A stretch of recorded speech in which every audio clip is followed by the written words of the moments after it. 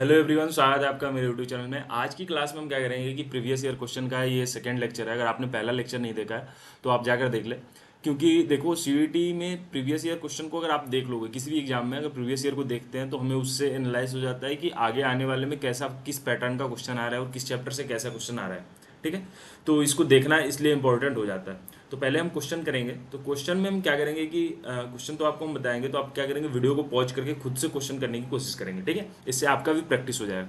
तो चलिए आज की क्लास को शुरू करते हैं। और अगर आपने पहला वीडियो नहीं देखा है तो आप जाकर चैनल को चेकआउट करके जाकर पहला वीडियो देख सकते हैं।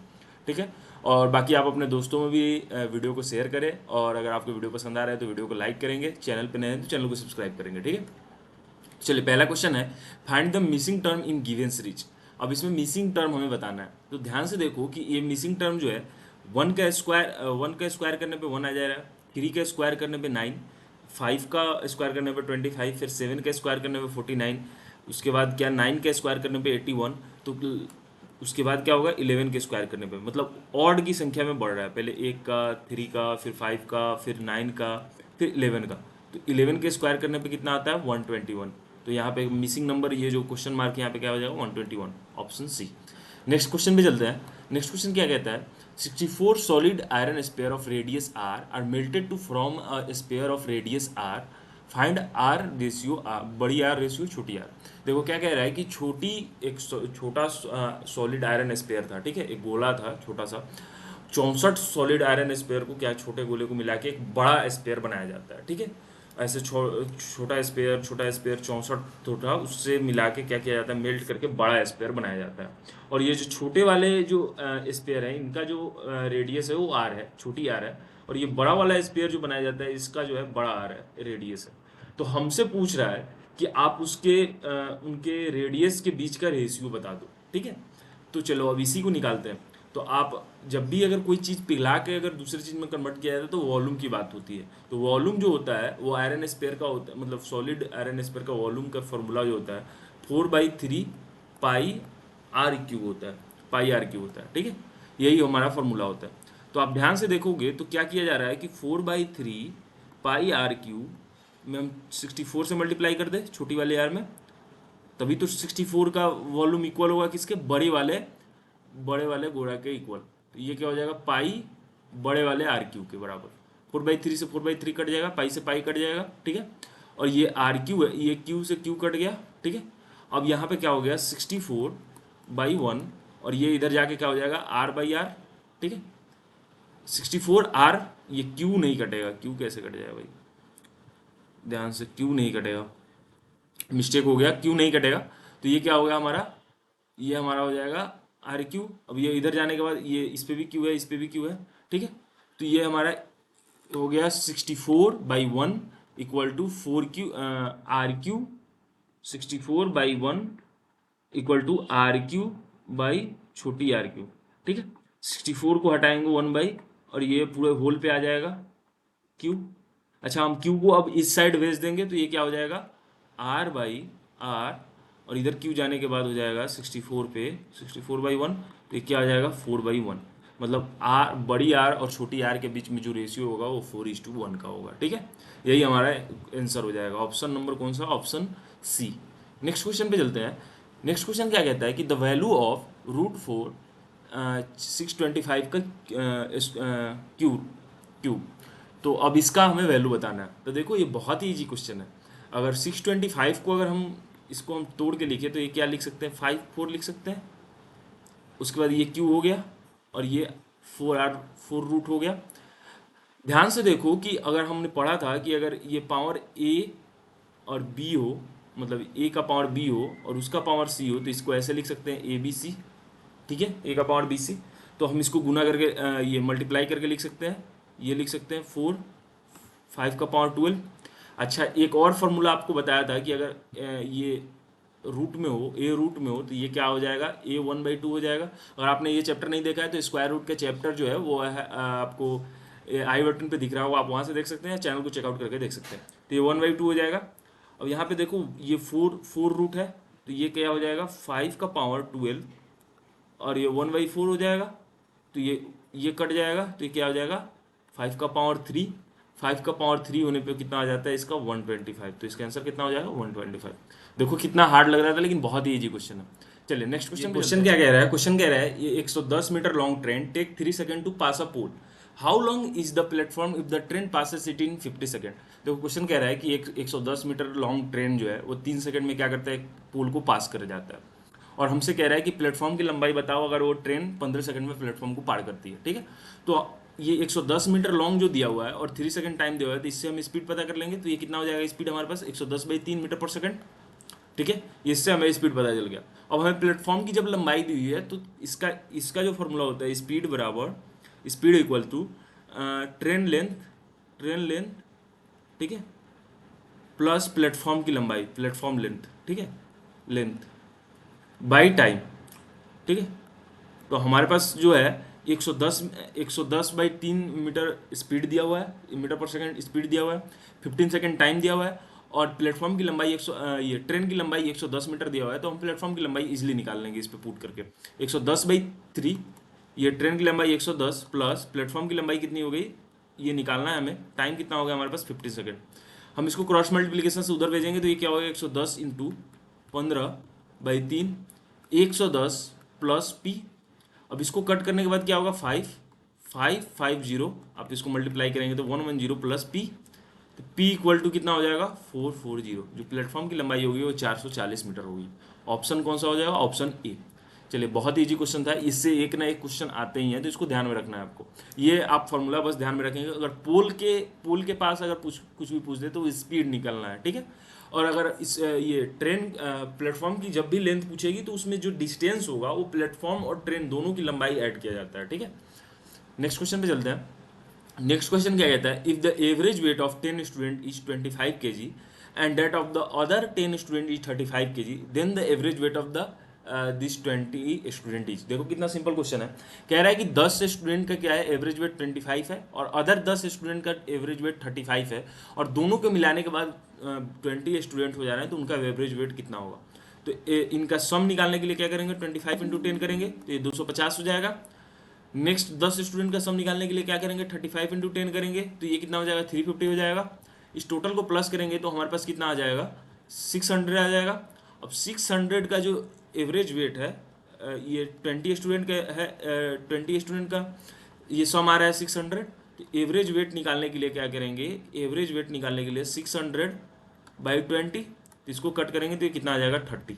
मतलब 20 स्टूडेंट का एक साथ जब हम एवरेज निकालेंगे एवरेज वेट निकालेंगे तो कितना आ जाएगा हमारे पास 30 हो जाएगा हमारा। ठीक है, ऑप्शन कौन सा हो जाएगा? Option A. नेक्स्ट क्वेश्चन पे चलते हैं।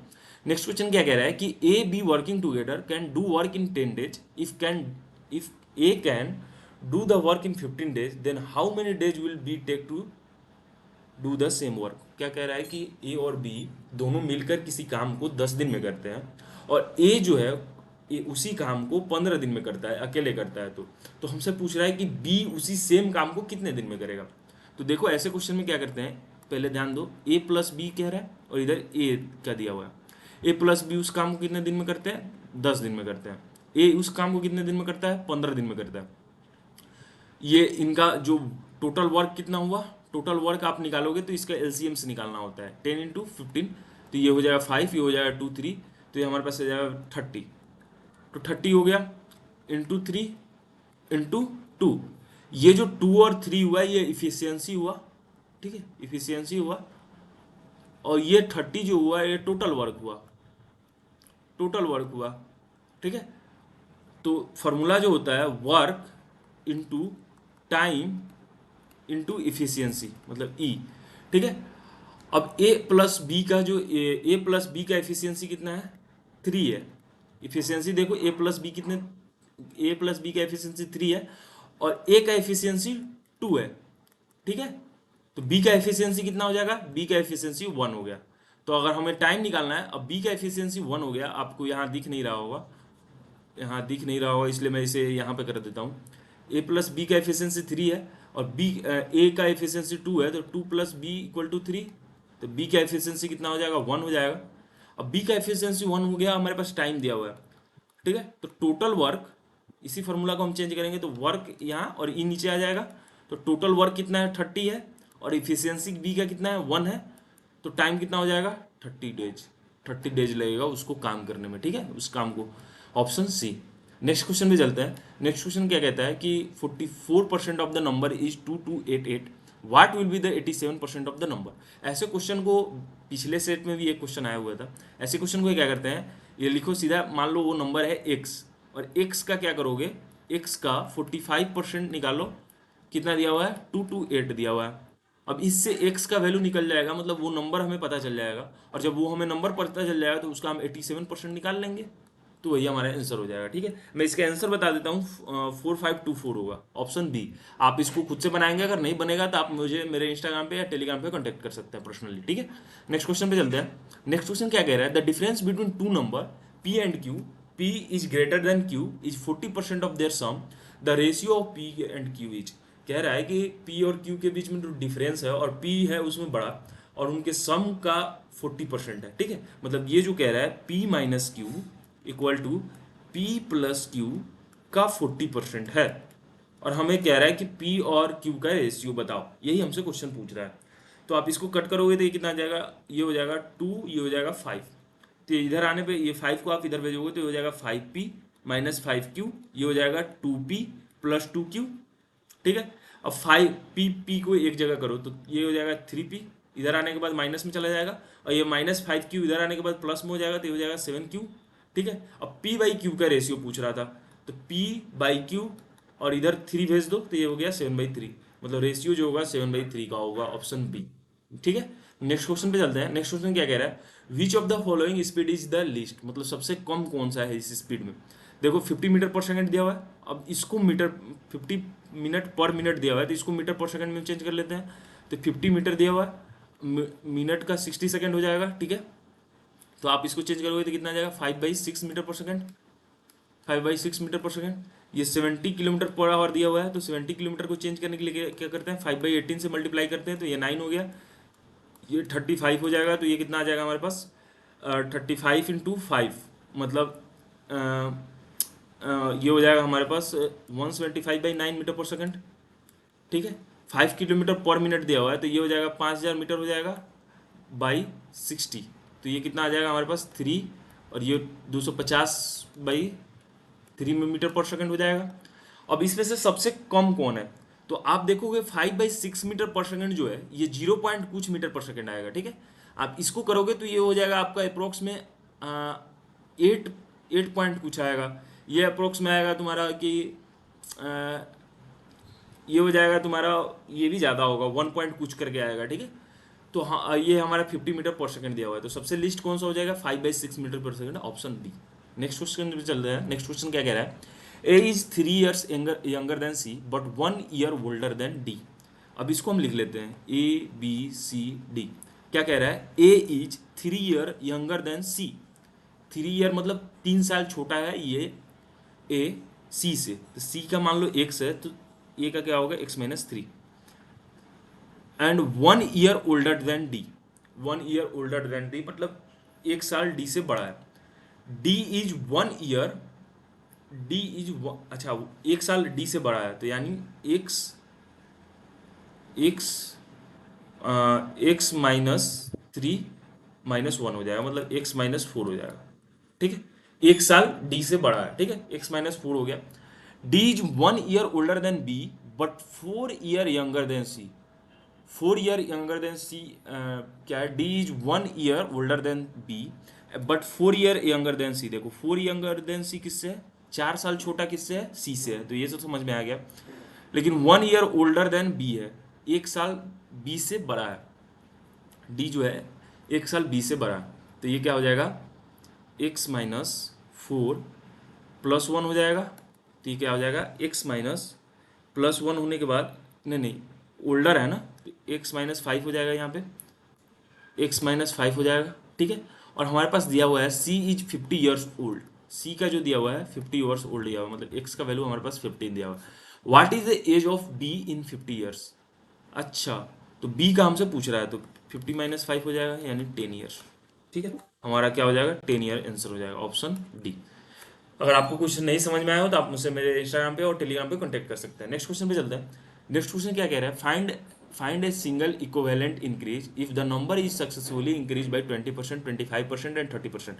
किसी चीज़ को पहले 20% बढ़ाया गया, फिर 25% बढ़ाया गया और 30% बढ़ाया गया, तो हमसे पूछ रहा है कि कितने परसेंट का इंक्रीमेंट हुआ अगर हम एक साथ करते हैं। तो इसका फॉर्मूला होता है X plus Y into X into Y by 100। ठीक है, ऐसे करके आप निकालोगे तो ये निकल जाएगा, ये भी प्लस ही होता है। तो ये पहले 25 प्लस 20 का निकाल लो, प्लस 25 इंटू 20। तो आप इसको कट करोगे तो ये कितना हो जाएगा, 4 हो जाएगा, ये हो जाएगा 5 हो जाएगा। तो इससे हमारे पास कितना आ गया, 50% हो गया। फिर नेक्स्ट में हम क्या करेंगे, 50 प्लस 30 प्लस 50 इंटू 30। तो इसको हम करने के बाद क्या होगा, एक जीरो से एक जीरो कट गया, एक जीरो से एक जीरो कट गया, तो ये कितना आ जाएगा 50 और 30 80 और 5 5 इंटू 3 कितना हो गया, 15 हो गया। तो ये हो जाएगा हमारे पास 95% का सक्सेसफुली इंक्रीज होगा, ऑप्शन बी। नेक्स्ट क्वेश्चन पे चलते हैं। नेक्स्ट क्वेश्चन क्या कह रहा है, what is the smallest square which is divisible by 4, 6 and 32। आप ध्यान से देखोगे तो 32 से 100 डिवाइड तो नहीं होगा। ठीक है, आप ध्यान से देखोगे तो ये ये 96 डिवाइड हो जा रहा है। ठीक है, 196 का देखो, ये 6 से भी डिवाइड हो रहा है क्या, ये 6 से भी डिवाइड हो जा रहा है और 4 से भी डिवाइड हो जा रहा है। लेकिन 96 से ये 96 किसी का स्क्वायर नहीं है, परफेक्ट स्क्वायर नहीं है, तो ये कट हो जाएगा। 196 देखो कि ये परफेक्ट स्क्वायर है क्या, ये 14 का स्क्वायर तो है, लेकिन ये जो है 6 से डिवाइड नहीं होगा। ठीक है, तो ये भी हट गया। तो ये हमारा कौन सा बचा, 576, सी हमारा आंसर हो जाएगा। नेक्स्ट क्वेश्चन पे चलते हैं। नेक्स्ट क्वेश्चन क्या कह रहा है, the side of triangle are in ratio 1/3, ratio 1/4, ratio 1/5 if the semi perimeter of the triangle is 47 centimetre, then what is the length of longest side. ठीक है, अब लॉन्गेस्ट साइड हमसे पूछ रहा है और क्या कह रहा है कि रेशियो हमें दिया हुआ है, उस ट्रेंगल के साइड का रेशियो दिया हुआ है और सेमी पेरीमीटर हमारे पास दिया हुआ है। तो हम इसका पहले, आप रेशियो चैप्टर अगर आप पढ़ रखे हैं, अगर नहीं पढ़ा है तो आप जाकर रेशियो चैप्टर का वीडियो देख लें, सारे चैनल पे पड़े हुए हैं, ऐसे क्वेश्चन मैंने उसमें कराए हुए हैं। 1/3 रेशियो 1/4 रेशियो 1/5 दिया हुआ है। अब इसका एलसीएम 3, 4, 5 को आप निकालोगे तो फ्रैक्शन से हटाने के लिए हम एलसीएम निकालते हैं इसका, तो 3, 4, 5। तो ये क्या हो जाएगा हमारे पास, ये हो जाएगा हमारा ये इसका सीधा एलसीएम आ जाएगा 60। तो इसमें हम 60 से मल्टीप्लाई करेंगे, इसमें भी हम 60 से मल्टीप्लाई करेंगे और इसमें भी 60 से मल्टीप्लाई करेंगे, तो ये फ्रैक्शन से हट जाएगा, तो ये 20 हो जाएगा। ये हमारे पास कितना आ जाएगा, ये हमारा हो जाएगा 15x, सब में x मान लो, और ये हमारा कितना आ जाएगा 12x। ठीक है, आप इस सभी को प्लस करोगे तो कितना आ रहा है 47x सेमी पेरीमीटर निकालने के लिए बाई 2 करते हैं, इक्वल टू सेमी पेरीमीटर इसका दिया हुआ है 47। तो x इक्वल टू कितना आ गया हमारे पास 2 आ गया, x इक्वल टू हमारे पास 2 आ गया। Then what is the length of the longest side, मतलब सबसे लंबा साइड का लेंथ हमसे पूछ रहा है। तो लंबा साइड कौन सा होगा, 20x होगा। तो x का वैल्यू 2 है, तो 20 इंटू 2 40 मीटर हमारा जो होगा, 40 सेंटीमीटर जो होगा वो हमारा लंबा साइड होगा, ऑप्शन बी। नेक्स्ट क्वेश्चन पे चलते हैं। नेक्स्ट क्वेश्चन क्या कह रहा है, an interior angle of regular polygon is 135 degree, the polygon each, मतलब इंटीरियर एंगल पॉलीगॉन का 135 डिग्री है, और तो पूछ रहा है हमसे कि वो पॉलीगॉन क्या होगा, हेक्सागोन होगा, स्क्वायर होगा, पेंटागोन होगा, ऑक्टागोन होगा। तो इसका जो फॉर्मूला होता है, इंटरनल एंगल का फॉर्मूला होता है, इंटरनल इंटरनल इंटरनल ये मैं मिटा ही देता हूँ। इंटरनल एंगल का जो फॉर्मूला होता है, इंटरनल एंगल का फॉर्मूला जो होता है वो होता है n-2 इंटू 180/n। ठीक है, तो ये 135 हुआ, ये हुआ n-2 इंटू 180/n। अब 180 को कट करोगे, ये 5 से कट करोगे तो ये 2 हो जाएगा, और ये हमारे पास 35, ये 5 से कट करोगे तो ये 3 हो जाएगा, और ये हमारे पास कितना आ जाएगा 36 हो जाएगा। ये 9 से कट करोगे तो 3, ये 9 से कट करोगे तो 4। ठीक है, तो ये हो गया हमारे पास 3n equal to 4n minus 8। ठीक है, 8 इस साइड भेज दो और 4n माइनस 3n हो जाएगा, तो n मतलब n इक्वल टू 8 हो गया, और जिसमें साइड 8 होता है वो क्या हो जाता है, ऑक्टागोन हो जाता है। तो हमारा कौन सा हो जाएगा, ऑप्शन डी। ठीक है, इसी के साथ हमारा जो ये प्रीवियस ईयर का सेकंड लेक्चर हुआ है ये खत्म हुआ। अगर आपने पहला लेक्चर नहीं देखा है तो आप जाकर देख लेंगे। बाकी सारे लेक्चर धीरे धीरे आ जाएंगे। क्वांट के जितने भी प्रीवियस ईयर क्वेश्चन है, मेरे पास जितने भी क्वेश्चन अवेलेबल है सबको मैं कराने की कोशिश कर रहा हूँ। अगर आपके पास आपके सीनियर के पास, अगर आपके पास किसी के पास है क्वांट के क्वेश्चन प्रीवियस ईयर का जो आपने जो डाउनलोड किया था, तो आप मुझे भेज सकते हैं ताकि मैं मुझे और हेल्प मिल जाए क्वेश्चन कराने में। ठीक है, बाकी अगर चैनल पर नए हैं तो चैनल को सब्सक्राइब कर लेंगे, और वीडियो पसंद आ रहा है तो वीडियो को लाइक कर लेंगे। बाकी अगर आपको कोई भी प्रॉब्लम होता है तो मेरे पर्सनली मेरे इंस्टाग्राम पे या मेरे टेलीग्राम पे कांटेक्ट कर सकते हैं। धन्यवाद।